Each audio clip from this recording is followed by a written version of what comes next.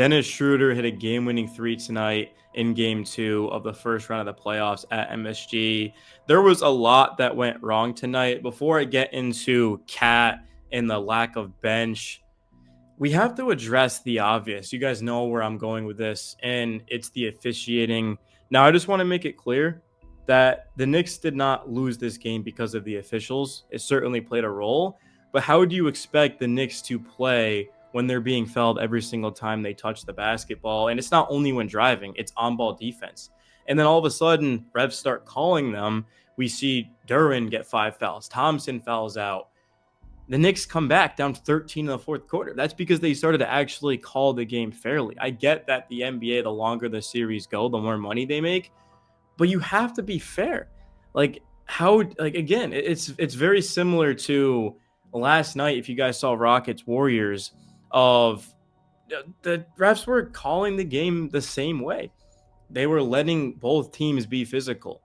But in this one, the Knicks were not allowed to be as physical as the Pistons. And there was times where all of a sudden the Knicks would get hit and then they just wouldn't call it. And then all of a sudden they'd get hit and they'd call it after like the 5th or 6th time. It just was very inconsistent for New York. At one point, the Pistons had shot 20 free throws to the Knicks too. And I get Pistons fans are going to find this video because that's what they've been doing. And they're going to say, oh, well, the Pistons were the more physical team. They weren't. The Knicks were equally as physical. Now, I will give the Pistons credit because, again, they didn't just win this game because of the officials. They actually played great defense. OG and Cat were non-existent in this game. I mean, how is that even possible? You have a 2-time Olympic gold medal sitting courtside. OG is supposed to drop 30 or more in those games, and he didn't. Cat didn't even score in the second half. Got clamped up by Tobias Harris. Are you kidding me? Cat making like $60 million a year, and he puts up 10 points and 6 rebounds in 33 minutes. I mean, this is a bad look for Cat. Dante DiVincenzo and Isaiah Hartenstein, losing those guys from last year definitely hurt the team. Now, Cat's a phenomenal player. I mean, this is kind of the perfect example of why last year's Knicks team was so phenomenal, because they would have equally matched this. The Knicks from last season would have won this game, I think, fairly easily, because they were all about physicality. Mitchell Robinson too.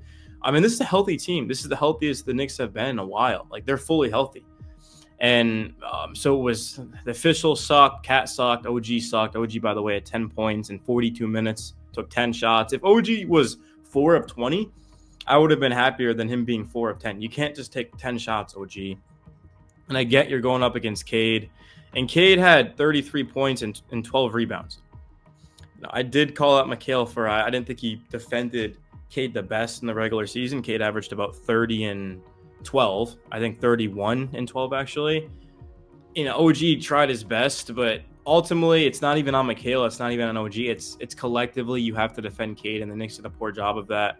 I don't think anybody's been able to figure out Kade, although the Knicks did defend him well in game 1 from an efficiency standpoint, but tonight they just had no answer. He went off.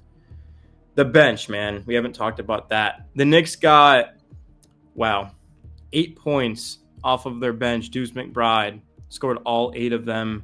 Mitch played 20 minutes and didn't score, which doesn't really matter. Mitch isn't out there to score, but Campaign only got 4 minutes. Committed 3 early fouls, which might have been the reason why. But how does Campaign have one of the more electric games of the next season, and then he just plays 4 minutes? It's very questionable. Andrew Shamet played 5 minutes. So the Knicks are going to win this series, can promise you that. But what are they going to have left in the tank against Boston if they're going to play really 2 guys off of their bench, and Deuce and Mitch?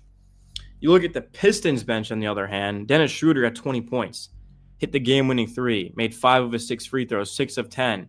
Defensively, I didn't think was that great, but he had to defend Brunson with Thompson fouling out. But the Knicks had a golden opportunity because, again, there's a minute left in the game and you're tied at home. Alzur Thompson's fouled out, which means Schroeder's out there, so you have a huge advantage on the offensive side to be able to attack him. Duren had 5 fouls too, so put him in a pick and roll. You can't just specifically call out one thing because that wouldn't be fair. But Cat, OG, got to be better. Yeah, sure, the physicality, the defense. I mean, I think really what this game came down to was just the Knicks got off to such a slow start and they weren't able to overcome it. They did in game one, but you're not going to come back down 13 in the fourth quarter twice in a row. Like, that should never happen. And the Pistons' lack of experience showed with the fouls, the turnovers, the bad shots, the missed shots. Like, Schroeder did miss an open corner three. Nobody's going to remember, and nobody should. But he did miss an open corner three with like 3 minutes left or a little bit less. And then, of course, we saw just like a boneheaded illegal screen by Duren. It just sucks, man, because the Knicks had the Pistons right where they wanted. I can't talk. The Knicks had the Pistons right where they wanted them. You got Jalen Brunson, who was going to win Clutch Player of the Year, probably unanimously. He was red hot. I mean, Brunson was just getting whatever he wanted. He also started getting to the free throw line. I mean, Brunson ended up taking 11. I mean, I think probably 9 of those were in the fourth quarter alone.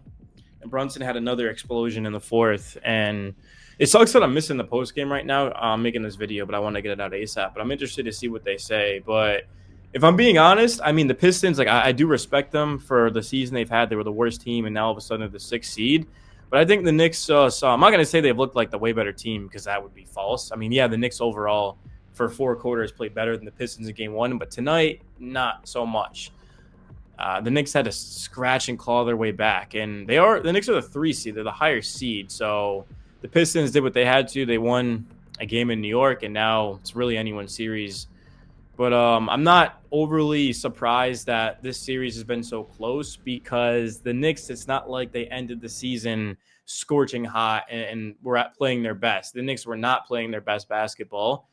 They have struggled against the good teams really all year. And Karl-Anthony Towns, he's got to step up, man.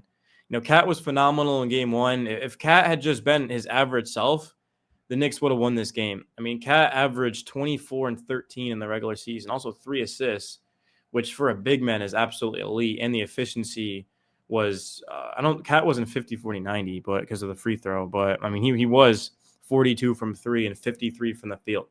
One of the best shooting bigs, if not the best shooting big of all time. And he got clamped up by Tobias Harris. So there's really 2 ways this could go. The Knicks could absolutely go into Detroit in game 3 and blow the Pistons out, or they can continue to be close games.